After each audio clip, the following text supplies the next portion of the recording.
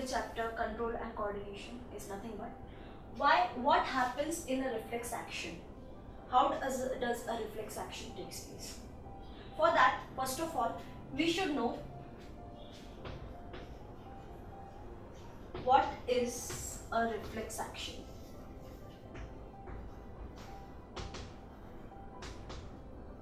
What is a reflex action? As the name suggests, reflex means a sudden movement. So any sudden change or any sudden movement in your body which is because of the external environment or external stimulus, that is called as a reflex action. So when there is some changes in the environment, like if your hand has come across the hot flame, you will remove your hand reflexively. We say that I jumped out of the way from the bus reflexively. I moved away from the car reflexively. I just removed my hand from the burning flame reflexively. So these are nothing but these are the reflex actions which are happening without giving time to the brain to think. Certain reflexes are there which are controlled by the brain also. Mostly all the reflex actions are controlled by the spinal cord, because the spinal cord which is there, it helps us to protect the body in that particular condition. Otherwise, if it would have taken up by the brain, then it would have taken time, and by the time we remove her hand from the hot flame, it would have got burned. So these actions which are happening, these are the reflex actions and the quick actions which are taking place with the help of the spinal cord. And hence, let us see what and how the path of the reflex action goes. So let us see the diagram for the reflex action. If you consider this as the hand,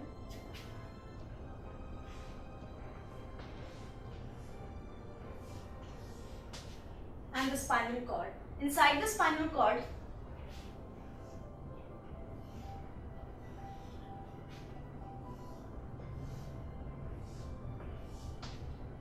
there are connecting nerves.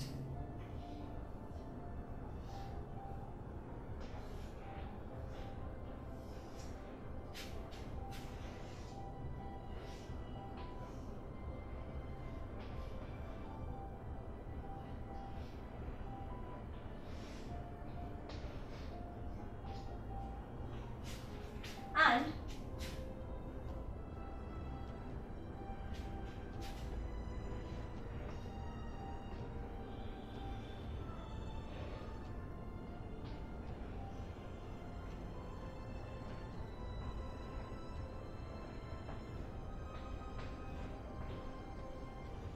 as I've already told you,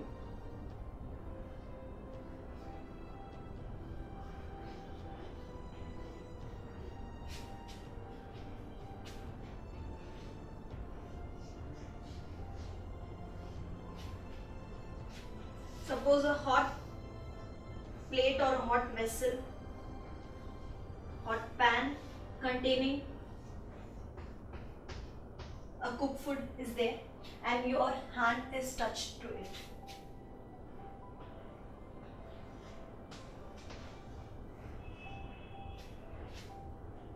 What happens is, when we touch the hand to the hot object, this is the sensory neuron which is connected on the sense organs. You must be aware of the sense organs. The skin is the largest sense organ. So when we are touching, our skin is the sense organ which is having the receptors or the sensory neurons. These sensory neurons take the signal and it is passed through the sensory neuron to the spinal cord. That is the central nervous system. Here in the central nervous system, there is a neuron which helps in transmission of the signal from the sensory neuron to the motor neuron, and that neuron is called as a relay neuron. So this is called as a sensory neuron, and here in between them is the relay neuron, which helps in passing the signal in between the CNS, that is the central nervous system. The signal will be passed through this and it will enter into the motor neuron.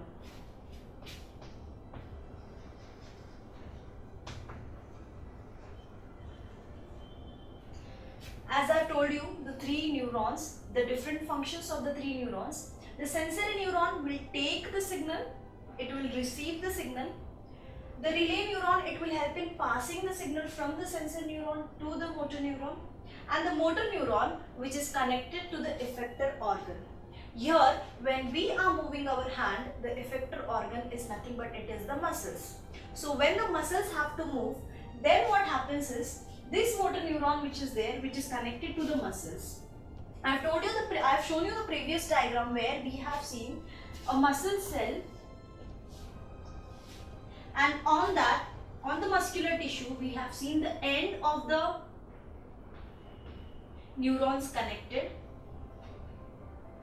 such that these neurons which are there, it will help in contracting the muscles, and the muscles will contract and help in moving the hand behind away from the flame. So our hand will be moved with the help of the relay neuron, with the help of the motor neuron, and this motor neuron will have the effect on the organ like the muscles. So here the muscles in the hand, present in the hand, are the effector organs, and these effector organ which is there, it is connected to the motor neuron. So the signal comes by the motor neuron to remove the hand, and then we quickly remove our hand. So this happens within a fraction of seconds, and it is a very quick action, and that's why it is called as a reflex action. As I've told you, the reflex action are always controlled by the spinal cord and not by the brain. There are some reflex actions where the small amount of thinking is required.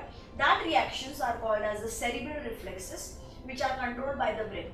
But otherwise, the small reflexes which are very quick and which happens within a fraction of period, that are controlled by the spinal cord.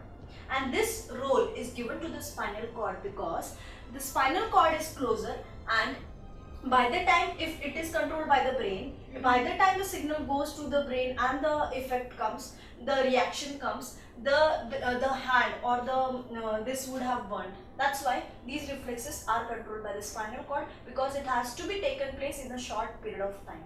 So it helps in preventing the damage to the organs. It helps in preventing the damage to the various body parts. So this is the reflex part. You can see the diagram here. We have seen the sensory neuron. The sense organs are having the sensory neuron. The dendrites of the sensory neuron are present on the tip of the skin or on the top of the skin, and then these dendrites will receive the signal. It will pass through the axon, and through the axon it will be connected to the neurons end, that is the nerve ending which were there. They will be connected to the relay neuron. The relay neuron ultimately will be having the axon, which will help in receiving the signal, and these dendron, which will help in receiving the signal.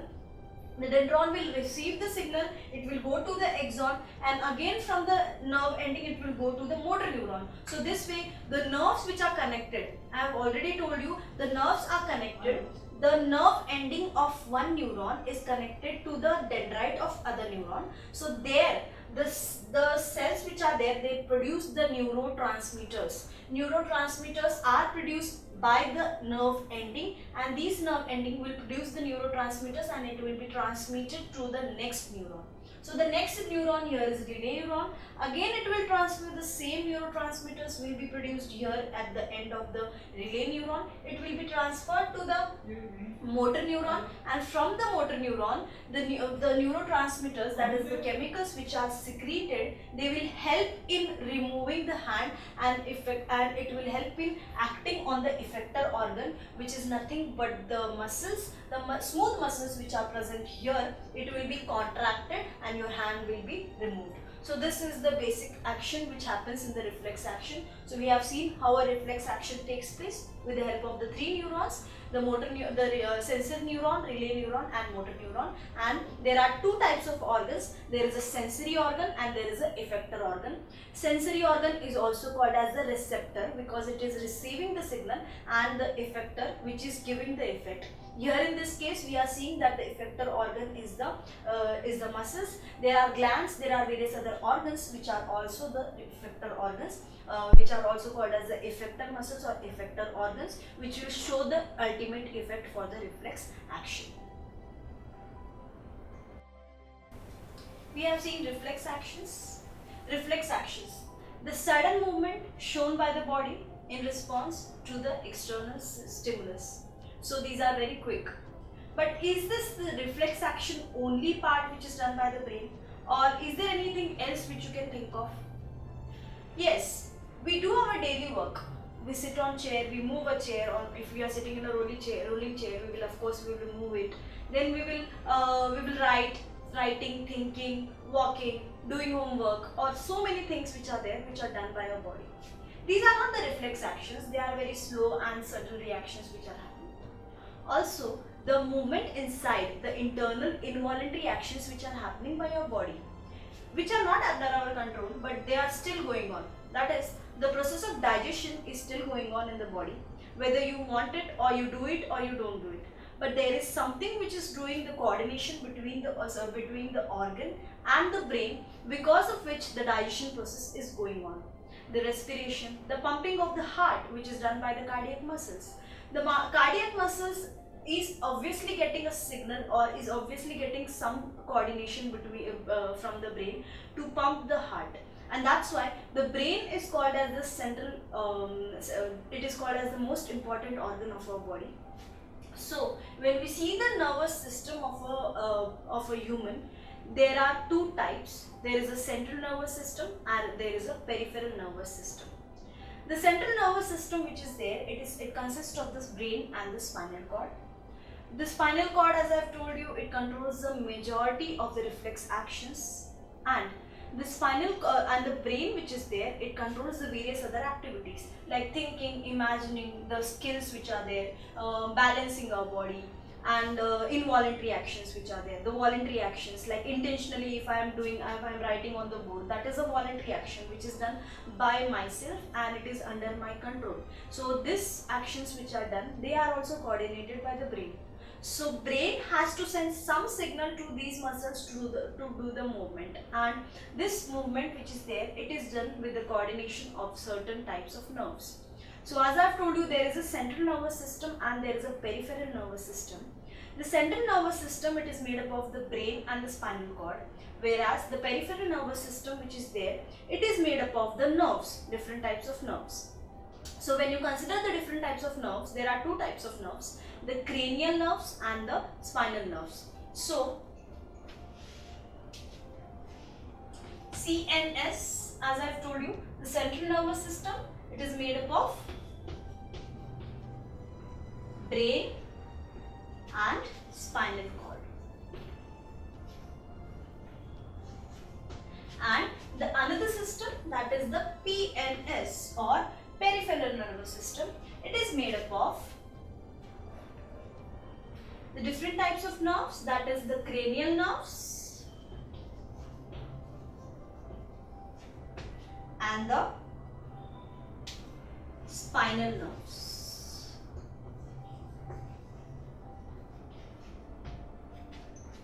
The cranial nerves arises from the brain. The spinal nerves arises from the spinal cord. So these cranial and the spinal nerves are present on the periphery, that is on the external part, and that's why they are called as the they comes under the peripheral nervous system. So peripheral nervous system, it consists of the cranial nerves and the spinal nerves. And the central nervous system, it consists of the brain and the spinal cord. The brain again is divided into three major parts, which we will be seeing in details. But let us first know that what is the human nervous system made up of. The human nervous system which is there, it is made up of two parts, central nervous system and peripheral nervous system. Central nervous system, brain has the cranial nerves connected to them. Spinal cord, which is the second part, that will be connected by the spinal nerves. The signals will be received, it will be going to the brain and the spinal cord, and accordingly the reactions will happen. The involuntary actions which are happening, that is the respiration, reproduction, digestion, these are all going on without our knowledge, and that's why they are called as involuntary action. They are not under our control, but they are still going on because there is some coordination between the nerves inside the organ and the brain, and because of this coordination, the reactions are happening, or the functioning of your body is continuously going on. The life processes of your body are being continuously going on. So let us see the human brain in detail. Let us see the parts of the human brain in detail.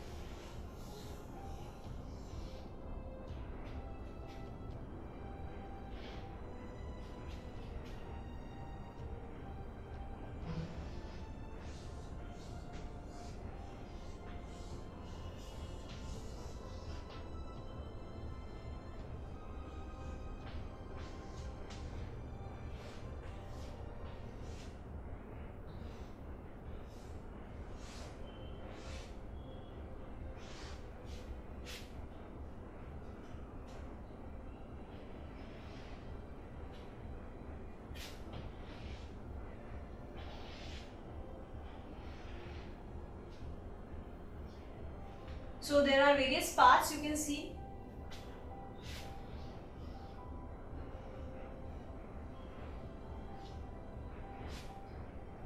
There are three major parts inside the brain, and these three major parts which are there, they are doing their different functions and they are involved in the different functions.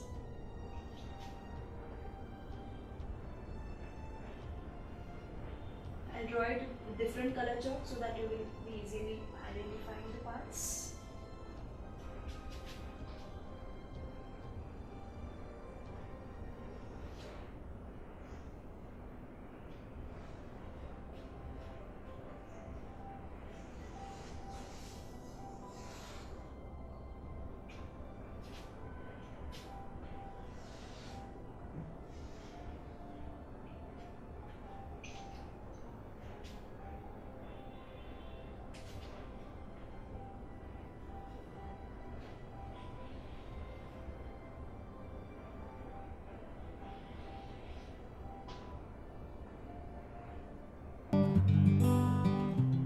No more spending your energy and money on coaching classes or missing classes for rain, for rally, and any other nonsense. Subjects covered by multiple teachers with repeat telecasts. Doubts, concepts, applications, no problem. All explained through great and significant animation. So sit back comfortably in your home and watch Study Spectrum TV channel.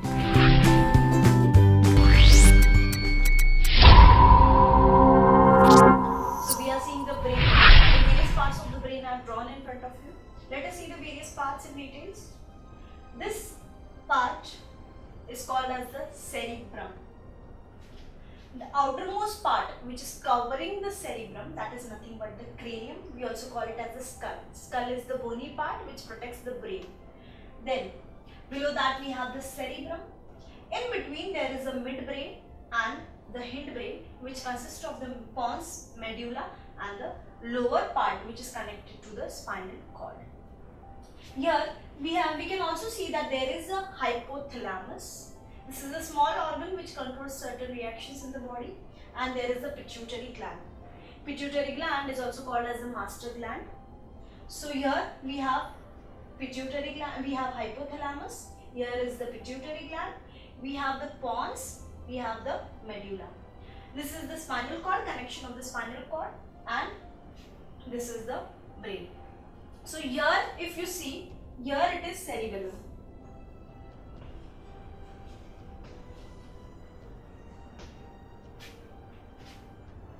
So these are the various parts of the brain. The outermost part, that is called as the cranium, which is the protective covering. Then there is the cerebrum. Then we have the midbrain. Here behind it is called as the cerebellum. The cerebellum and the medulla oblongata, they come in the hindbrain.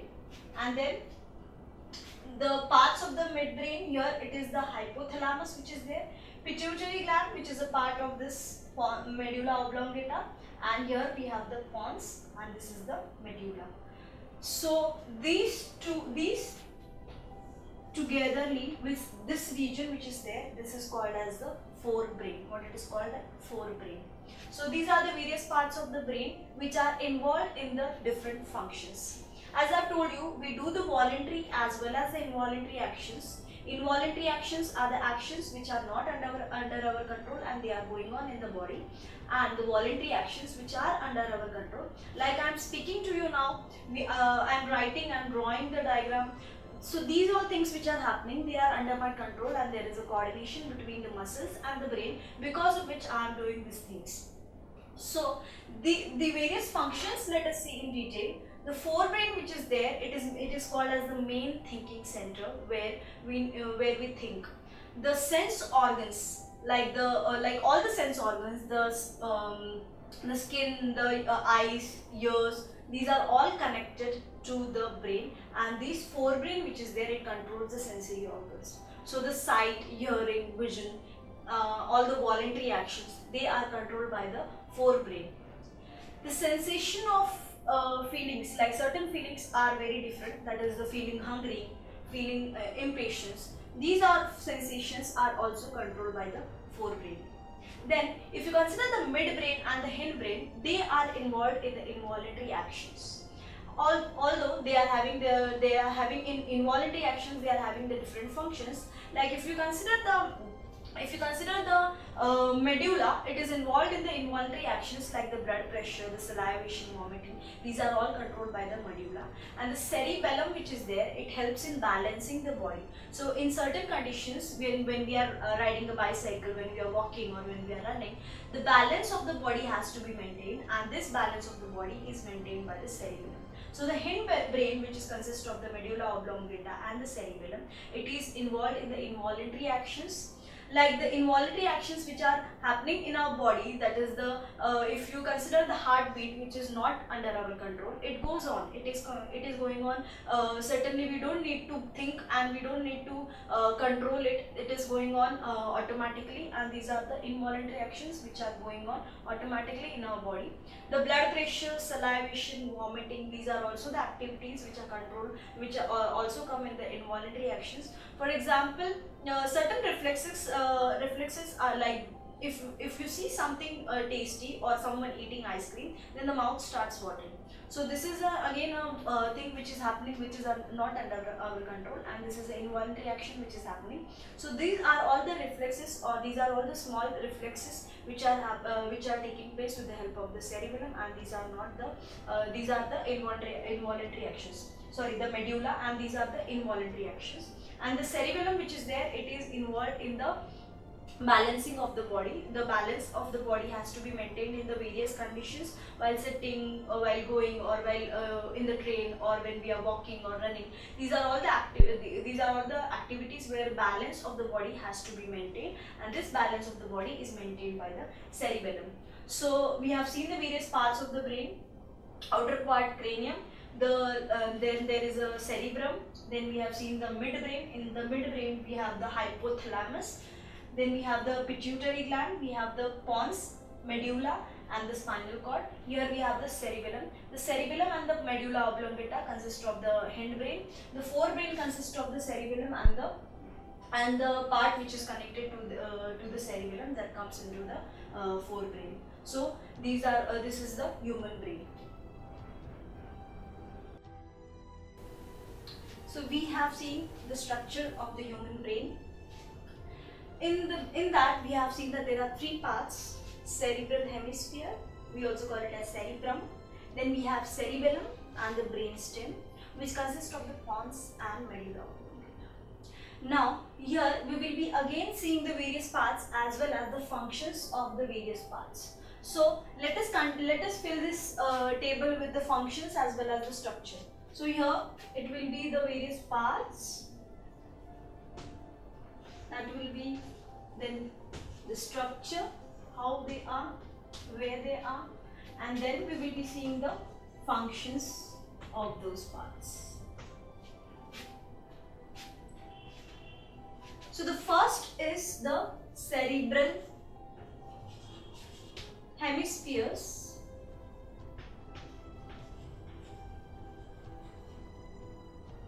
These cerebral hemispheres, which are the largest part of the brain.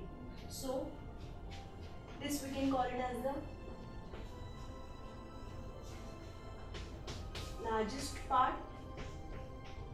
largest part of the brain, and they have large paired structures divided into left hemisphere and right hemisphere.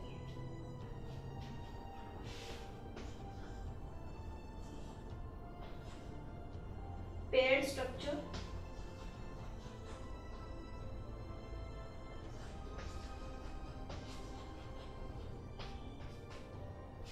Divided into right and left hemisphere. Right and left hemispheres.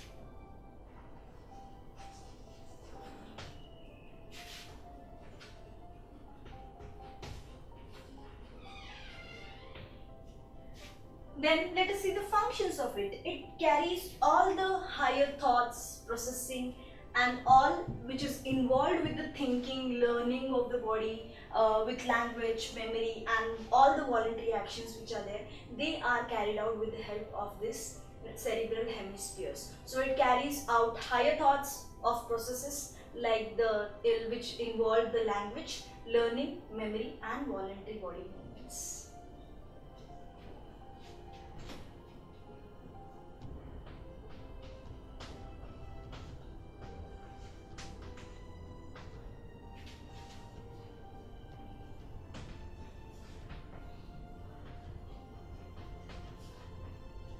Learning, memory,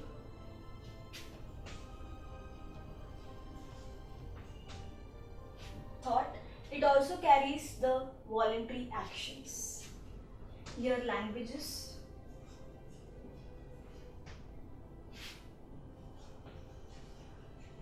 now what are voluntary actions, that also we have seen. So all the voluntary actions which are there, they are conducted by the cerebral hemispheres. They are coordinated by the cerebral hemispheres. That means the activities which are under our control, that is called as the voluntary actions. All the voluntary movement of the body are done with the help of the cerebral hemisphere.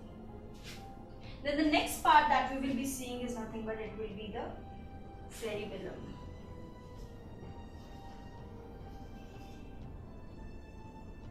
Cerebellum, which is also called as the midbrain. It is the little brain. It means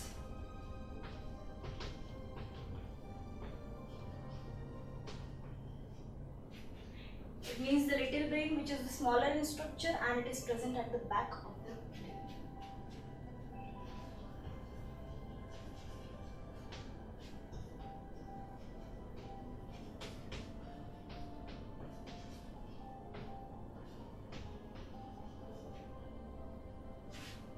The functions of this is, it is responsible for balance and coordination of our body.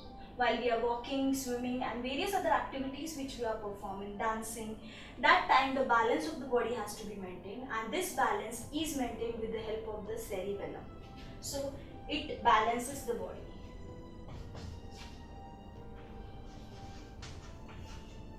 Balance and coordination.